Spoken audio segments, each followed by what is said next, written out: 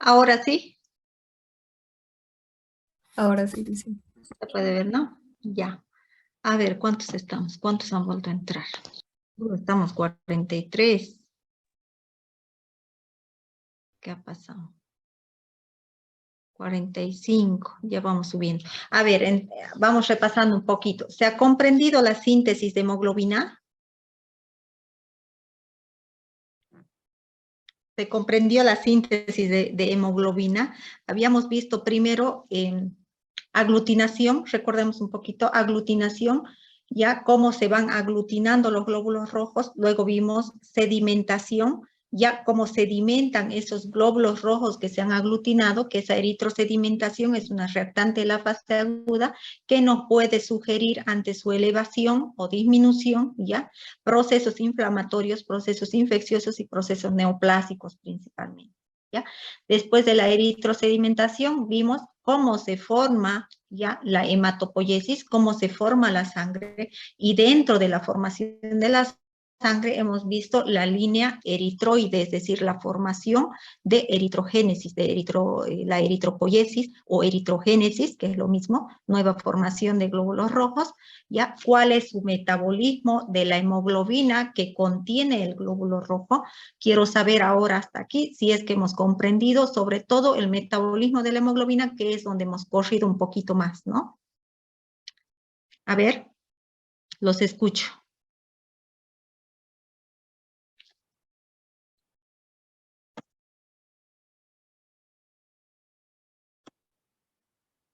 $45. ¿Está todo bien entonces, chicos? ¿Se ha comprendido? Hablen Sí, menos, sean malitos. Ya, está bien. A ver, repitamos un poquito, a grandes rasgos, repitamos. Habíamos dicho que el eritrocito, como habíamos visto la eritrogénesis o eritropoiesis, que es la formación nueva del glóbulo rojo, dentro del glóbulo rojo, como su principal función del glóbulo rojo es transportar oxígeno hasta los tejidos y de allá regresar con el dióxido de carbono para poder eliminarlo, y de esa manera se realiza el intercambio gaseoso en la célula, es decir, se brinda la oxigenación celular, ¿verdad? Además, otras de las funciones del glóbulo rojo, habíamos dicho que también que es, el glóbulo rojo contiene a la hemoglobina. Estábamos ya descifrando cómo se sintetiza la hemoglobina y cómo se degrada, es decir, cuál es su anabolismo y cuál es su catabolismo. Anabolismo, formación de hemoglobina. Catabolismo, degradación de la hemoglobina, para terminar de ver cómo se destruye o se elimina completamente los restos de hemoglobina. Entonces, la hemoglobina que contiene el glóbulo rojo ya es una proteína de alto peso molecular. Sabemos cuáles son sus funciones: de transportar oxígeno, transportar dióxido de carbono, y su estructura química, ya, su estructura química, habíamos dicho que está formado por, vamos a bajar esto, está formado inicialmente por dos succinil-CoA. ¿Qué son succinil-CoA? Son compuestos químicos que se encuentran en el metabolismo de la célula, ¿de acuerdo? Entonces, dos succinil-CoA más dos glicinas. Recordemos que las glicinas son que van a conformar anillos pirrólicos, ¿ya? Glicinas, valinas, ácido glutámico, recuerden que son aminoácidos. Entonces, dos succinil-CoAs más glicinas, ya van a conformar el anillo pirrólico. El anillo pirrólico, ya, se va a unir, o por 4 anillos pirrólicos van a conformar la protoporfirina. Protoporfirina que es precursor de la hemoglobina, ¿de acuerdo? Entonces, esto conforma el anillo pirrólico. 4 anillos de estos ya van a formar la protoporfirina. La protoporfirina, unida al hierro que está circulante en el torrente sanguíneo como ion ferroso, ya va a conformar el grupo hemo. Ya, entonces el grupo hemo está compuesto por la protoporfirina y el átomo en su estado, el hierro, perdón, en su estado ferroso. ¿De acuerdo? Entonces, el grupo hemo unidas a 2 cadenas alfa y 2 cadenas beta de globinas, recordemos, inmunoglobulinas, ya que son proteínas plasmáticas, globinas son proteínas plasmáticas, entonces 2 cadenas alfas de globinas más 2 cadenas betas de globinas, unida a este grupo hemo más proteínas, van a conformar entonces lo que va a ser la hemoglobina funcional. Fíjense, acá está su estructura química, 2 cadenas alfa por 2 cadenas beta. Cada cadena alfa o beta contiene un grupo hemo, ¿de acuerdo?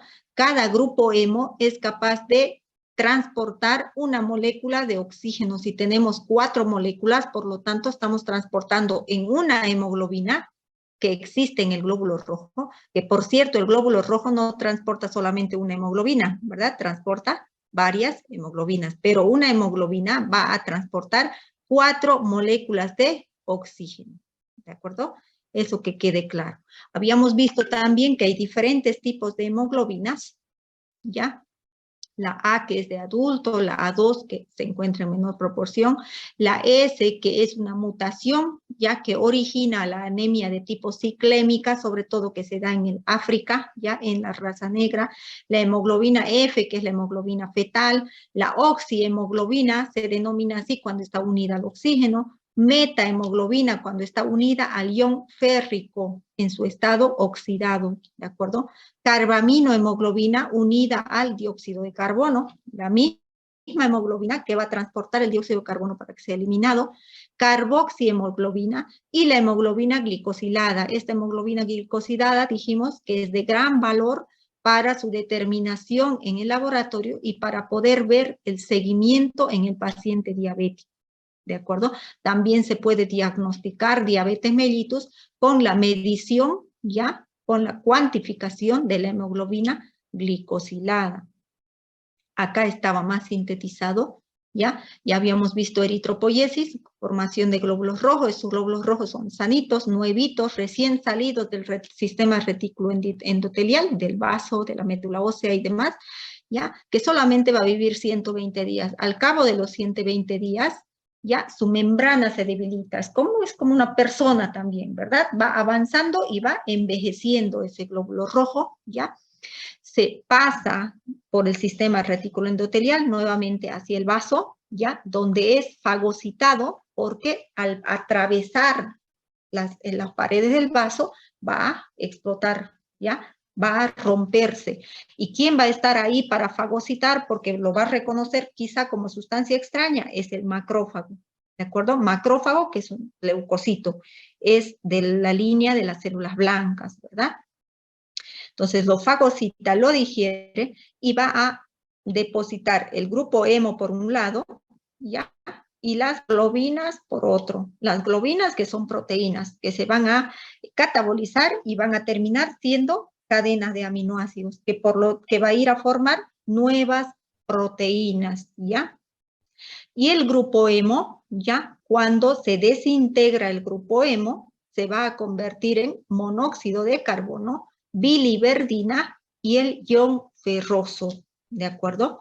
La protoporfirina, que allá vimos que formaba las 4 cadenas pirrólicas, ¿recuerdan? En la formación de la hemoglobina, se transforma en biliverdina. Cuando el grupo hemo lo elimina como biliverdina, ya no como protoporfirina. ¿De acuerdo? Entonces, este ion ferroso, ¿ya? Más la transferrina, se va a transportar nuevamente o hasta la médula ósea o hasta el hígado, que es ion ferroso, que está disponible en el torrente sanguíneo, ya sea para depositarse en el hígado y esperar nuevamente o almacenarse a ese nivel, o para ir hasta la médula ósea de los huesos largos y allí ayudar a formar nuevamente eritropoiesis, nuevamente glóbulos rojos. Más adelante vamos a ver esta partecita, qué es lo que hace la biliverdina, porque es importante. En el siguiente tema vamos a ver bilirrubina. Este restante, ¿ya? Este compuesto, ¿ya? Del grupo hemo, que va a ser la biliverdina, que su precursora era la protoporfirina, al final se va a convertir en bilirrubina. ¿De acuerdo? Vamos a ver eso ahora. ya lo vimos, eso ya lo vimos. Hasta ahí entonces lo que es hemoglobina, ¿de acuerdo? Anótense, van a revisar para la siguiente clase intoxicación por monóxido de carbono. Esa es la tarea para la siguiente clase. Ahora vamos a entrar al siguiente tema, ¿de acuerdo? Intoxicación por monóxido de carbono. Eso es lo que van a investigar para la siguiente clase. ¿Ya se anotaron?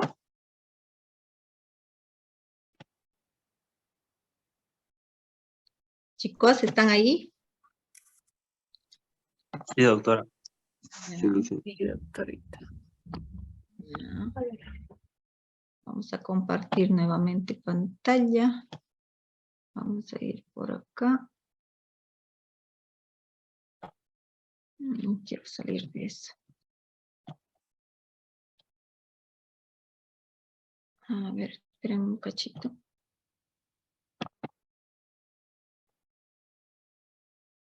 Aquí. Ahora sí. Vamos a compartir entonces. Vamos a ver, están, ¿verdad? Hemos repasado la síntesis o el metabolismo de la hemoglobina con el propósito de que ustedes se concentren y puedan ubicarse ya para continuar con este tema, que es importante que lo terminemos ahora, porque por el hecho de que terminamos la síntesis del eritrocito, ¿ya? Hemos visto aglutinación, eritrosedimentación, ¿ya? Hemólisis, ruptura del glóbulo rojo al cabo de los 120 días, ¿ya? Cómo se utiliza el grupo hemo, pero un componente del grupo hemo que va a ser la biliverdina, se va a convertir en bilirrubina finalmente, ¿ya? Vamos entonces.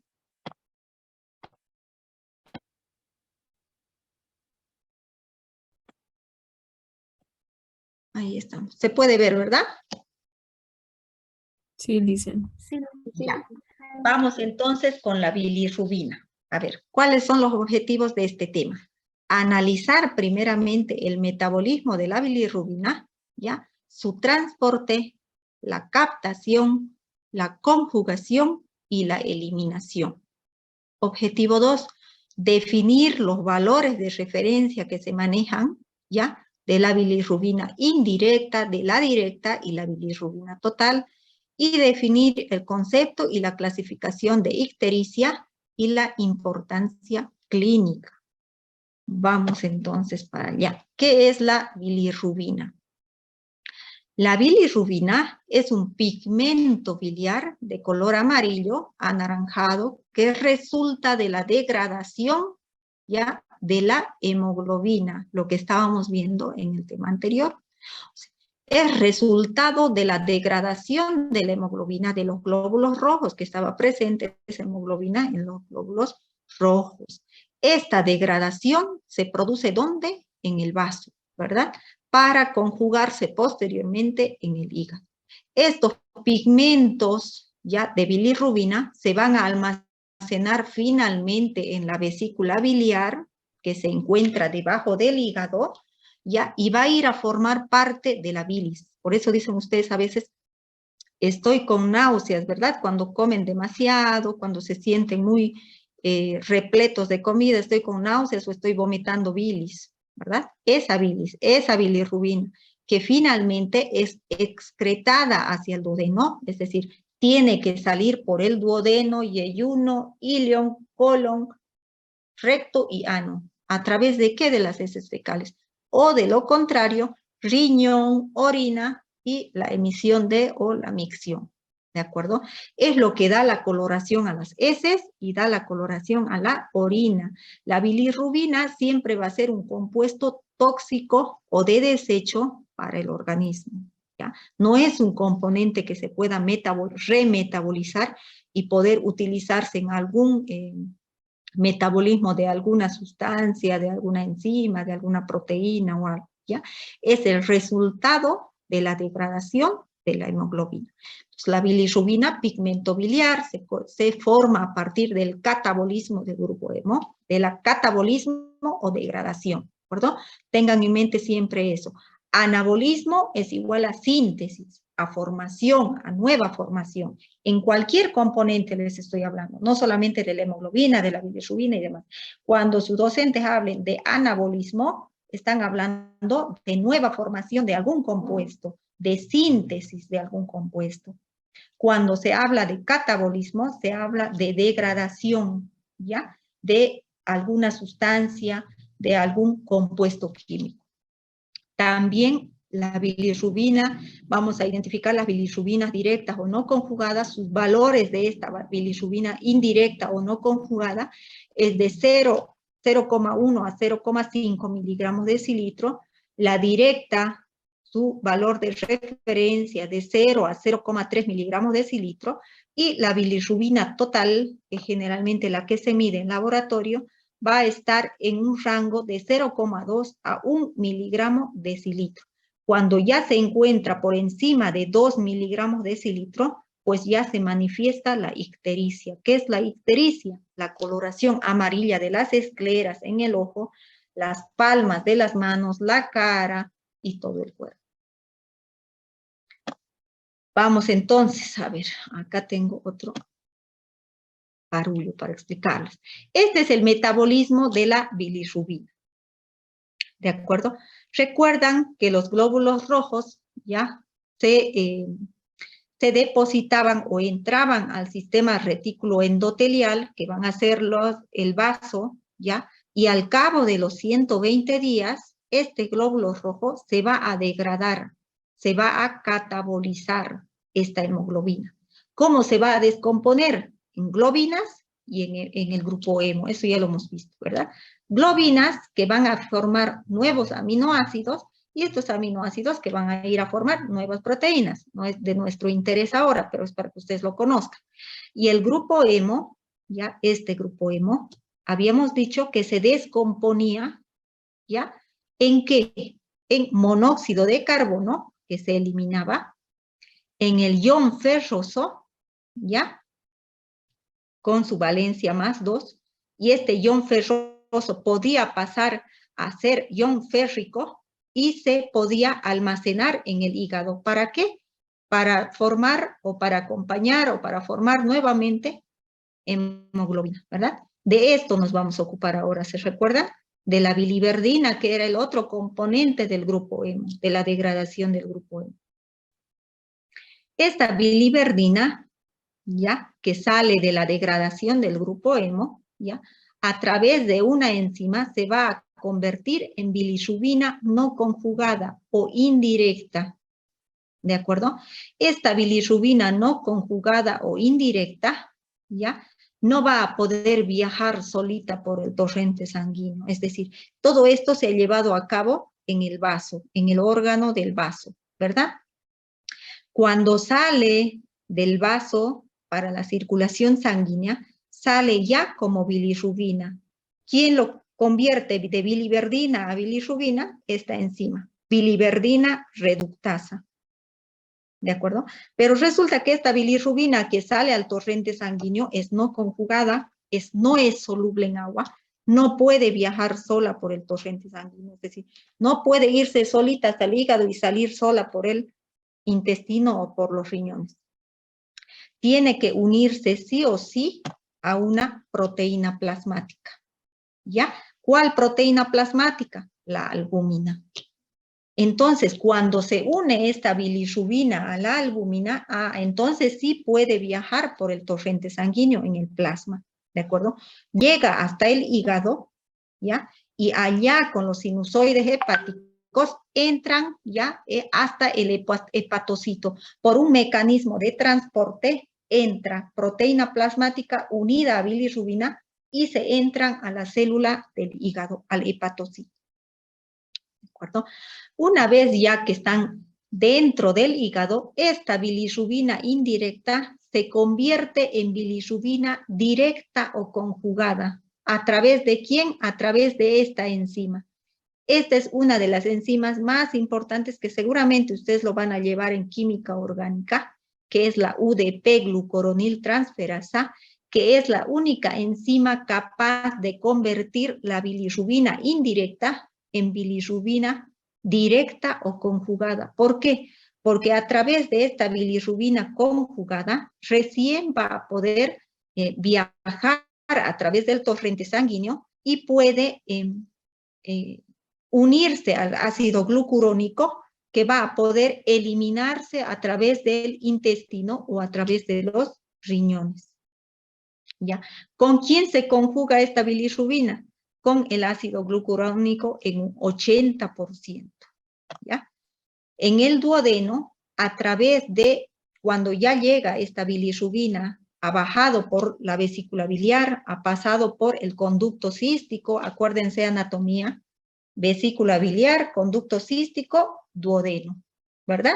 Ha bajado por el conducto cístico hasta el duodeno, que es la primera porción del intestino delgado, por la acción de las bacterias que existen a ese nivel del duodeno, ¿ya?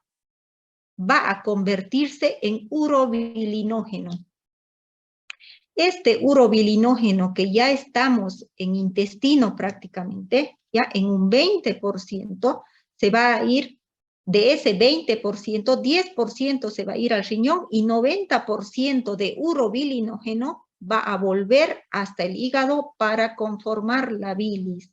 ¿Cuál es la función principal de la bilis? Emulsificar las grasas, mezclar y metabolizar las grasas que nosotros ingerimos en los alimentos. Y el 80% de este urobilinógeno, ¿ya? Va a pasar a ser estercobilina. Estercobilina que ya va a ser, que va a salir a través de las heces. ¿Se está entendiendo, verdad? Cuando sale del vaso, cuando pasa a través de la bilivernina, ya va a conformarse la bilirrubina indirecta. Esta bilirrubina indirecta no puede viajar por el torrente sanguíneo. Sí o sí se tiene que unir a la albúmina, que ya va a estar esa albúmina circulante como proteína plasmática dentro del plasma. Se une a la albúmina y con esta viaja hasta el hígado. En el hígado, a través de una enzima, se convierte de no conjugada, ya, de indirecta a conjugada o directa. Y se conjuga con el ácido glucurónico. Se une con este, sale a través de la vesícula biliar por el conducto cístico, pasa hasta el duodeno. En el duodeno, por la acción de las bacterias que existen en el duodeno, se convierte en urobilinógeno. Este urobilinógeno, 20% se va hacia el riñón y a la circulación del hígado, 10% sale como orina, y 80% se convierte en estercobilina, que va a salir por las heces, y es lo que da la coloración a las heces. Espero que me estén siguiendo. Vamos a volver a este mismo cuadrito que me gusta mucho. Recuerdan que en el tema anterior habíamos visto, hasta acá habíamos visto, ¿verdad? Toda la formación de la hemoglobina, eritropoiesis, y vuelve de nuevo a la formación de glóbulos rojos. No habíamos visto esta partecita de acá abajo. Están viendo bien la diapositiva, ¿verdad? ¿Están ahí, chicos? ¿O se me han dormido? Hola. Ya, perfecto, gracias. A ver, para que estén un poquito atentos. Esta es, vamos a repasar nuevamente, metabolismo de la bilirrubina. Habíamos dicho que el grupo hemo se descompone en monóxido de carbono, ion ferroso y biliverdina, que el precursor de la biliverdina era la protoporfirina. La biliverdina ya se convierte en bilirrubina no conjugada, que al no poder viajar ella solita por el torrente sanguíneo, sí o sí se tiene que unir a la albúmina. Una vez que se une a la albúmina, ya como bilirrubina no conjugada, pasa a ser bilirrubina conjugada porque se conjuga con el ácido glucurónico en un 80% y en menor cantidad con otros ácidos, otras sustancias, ¿de acuerdo? Ahí, por la acción bacteriana, cuando ya ha pasado como bilirrubina conjugada y ha salido de la bilis, ya por la bilis, en el duodeno, ya se convierte por la acción bacteriana en urobilinógeno. 2% de eso se va para el riñón a dar pigmento a la orina, coloración a la orina. 18% vuelve a la circulación hepática para conformar la bilis, porque se necesita para emulsificar las grasas, y el 80% restante sale como estercobilina por las heces.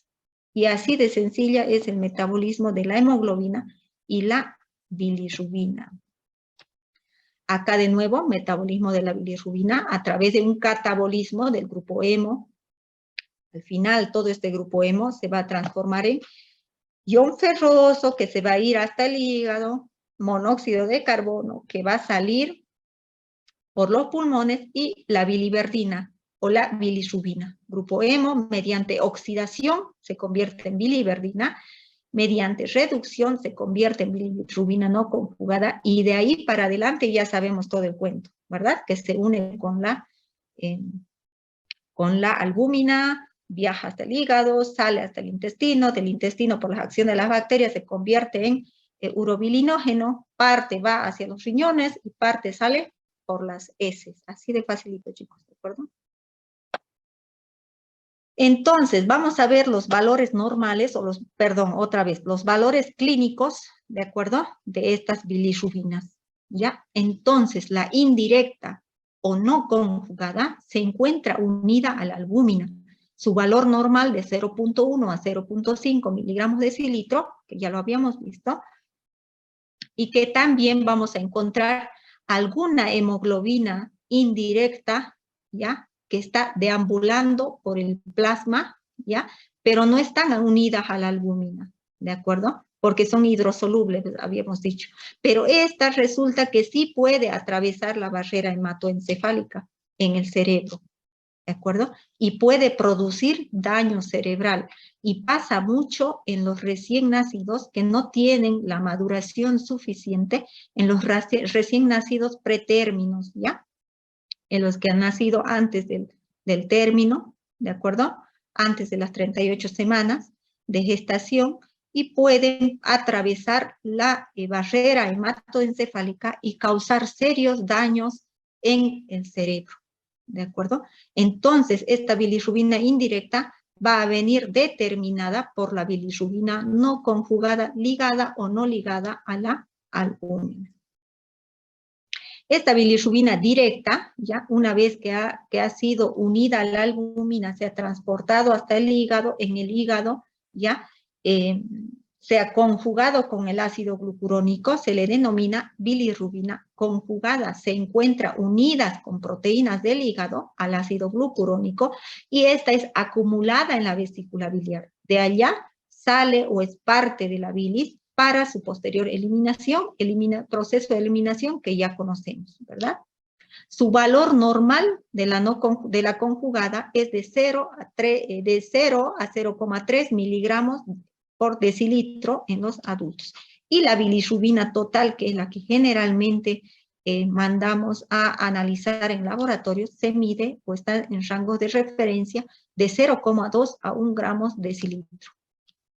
Les decía que generalmente cuando ya nos da como resultado 2 gramos decilitro, 3 gramos decilitros, el paciente pues ya está ictérico completamente, es decir, ya está con una coloración amarilla a simple vista, ¿no?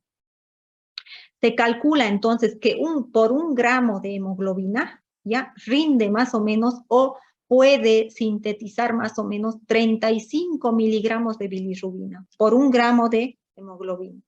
La formación diaria de bilirrubina en el ser humano es aproximadamente de 250 a 300 miligramos de decilitro. Fíjense qué alto es. Y la importancia de que esta bilirrubina vaya pasando sus diferentes pasos, se vaya transportando, conjugando, captando y demás para que posteriormente sea eliminado. La acumulación excesiva de bilirrubina dentro de nuestro organismo no es nada bueno, es decir, puede llegar a dañar seriamente todos nuestros órganos. Vamos entonces a ver esto que es. Dice, cuando la cifra de bilirrubina en la sangre excede, ya se provoca la ictericia, lo que les había dicho, ya. La hiperbilirrubinemia, de aumento de bilirrubina en la sangre, se puede deber a una producción excesiva de este pigmento, es decir, por una degradación excesiva de la hemoglobina, ruptura lisis, hemólisis de muchos glóbulos rojos, puede deberse, una de las causas puede ser esa, ¿ya? O una deficiencia en su excreción, es decir, o por mucha producción de bilirrubina. ¿Por qué se puede producir mucha bilirrubina? Porque se está degradando o se está lisando o se está rompiendo muchos glóbulos rojos por alguna causa. Anemias, traumatismos, X, ¿verdad? O por la excreción disminuida, es decir, no estamos eliminando adecuadamente esa bilirrubina. ¿Cuándo no podemos eliminar o excretar normalmente esa bilirrubina? En enfermedades que van desde las hepatitis virales A, B, C, demás, cirrosis hepática, cáncer de páncreas y demás patologías, entre otras, pero también pueden estar los cálculos biliares, aquellos cálculos que se forman o piedritas que se forman a nivel de la vesícula, que al pasar al colédoco obstruye el conducto y se acumula grandes cantidades de bilis, y pues eso da una coloración también amarillenta en la piel y en las mucosas. ¿Cuáles son los tipos de estas ictericias? Se puede darse por un aumento de la bilirrubina, por una sobreproducción, por disminución de la captación a nivel hepático o por disminución en la conjugación con el ácido glucurónico. Entonces, cuando hay estos tipos de ictericia, podemos clasificarlas de la siguiente manera. Pueden ser ictericias prehepáticas, que se producen antes de que lleguen al hígado, como cuáles, como la bilirrubina no conjugada, ¿verdad? Esa bilirrubina no conjugada aún no ha llegado al hígado, pero ya está en el torrente sanguíneo o en el vaso. Las ictericias hepáticas o hepatocelulares y las ictericias posthepáticas u obstructivas. Aquí vienen las que tienen causa de litiasis, ¿ya? De litiasis vesiculares, de cálculos en la vesícula.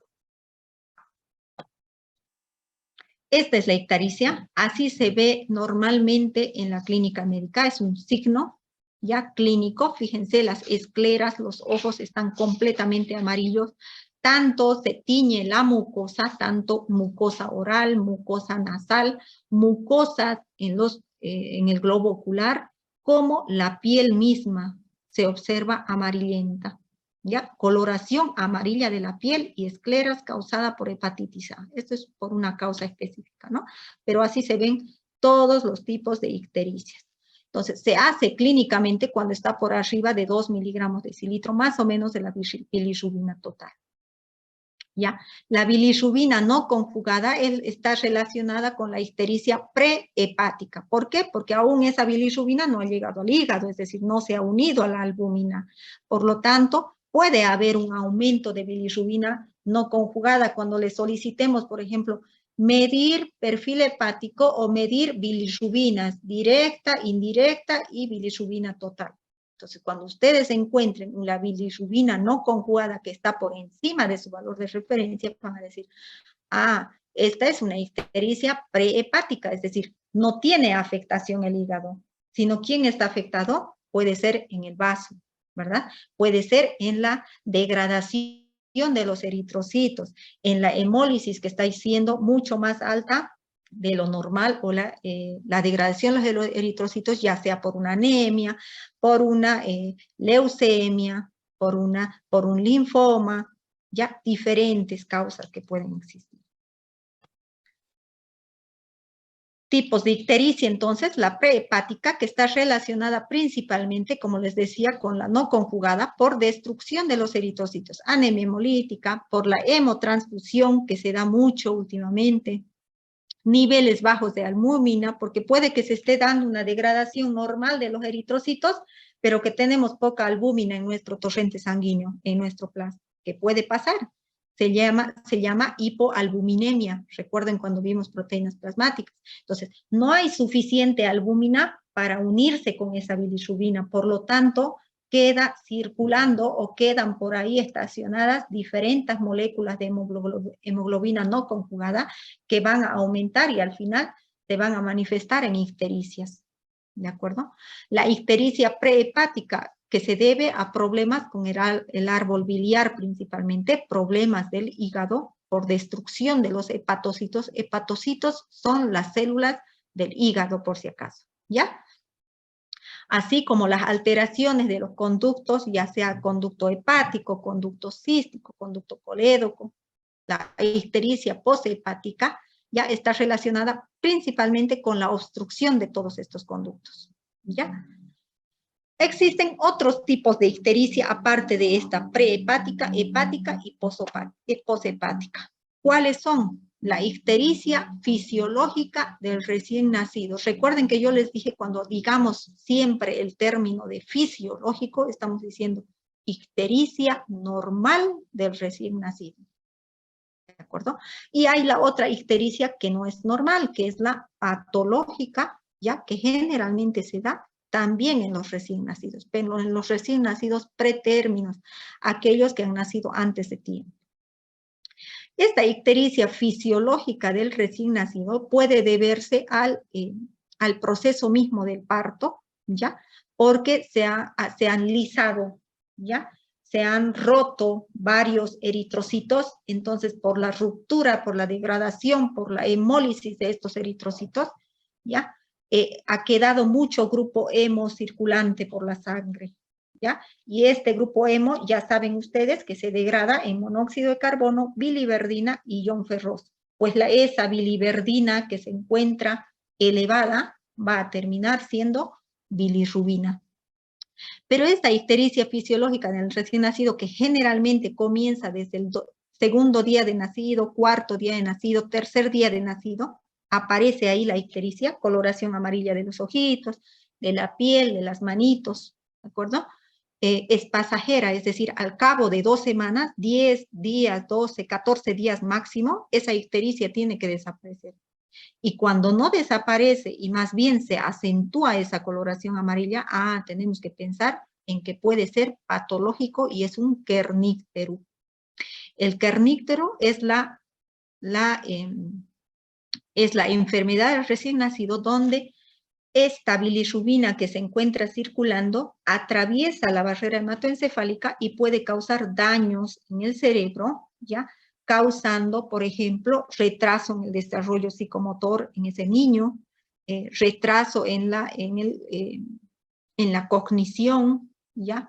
Esos niños se van a ver aletargados, no maman con tanta facilidad, ¿ya? A pesar de ser niños que han nacido a término, por ejemplo, se ven hipoactivos, no tienen movimientos activos, ¿de acuerdo? Y de esa manera, pues se puede tratar. Eso es un tratamiento que lleva el neurólogo en realidad, ¿no?